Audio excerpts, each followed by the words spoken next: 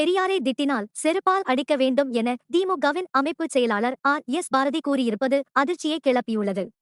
கும்பகோணத்தில் நடைபெற்ற மொழிப்போர் தியாகிகளுக்கான வீரவணக்க நாள் பொதுக்கூட்டத்தில் திமுக அமைப்புச் செயலாளர் எஸ் பாரதி கலந்து கொண்டார். அவர் கூறுகையில், எதை வேண்டுமானாலும் பேசக்கூடாது. திமுகவை கூட திட்டலாம். ஆனால் பெரியாரை திட்டியவன் யாராக இருந்தாலும் செருப்பால் அடிக்காமல் விடக்கூடாது. அதுதான் மானமுள்ள தமிழனுக்கு அடையாளம். பெரியார் இந்த நாட்டில் தோன்றாவிட்டால் நாங்கள் பிச்சைக்காரர்களாக இருந்திருப்போம். பெரியார் முதலமைச்சர் உள்ளிட்ட அரசு பதவிகளில் அங்கம் வகிக்க வேண்டும் என ஆசைப்படவில்லை.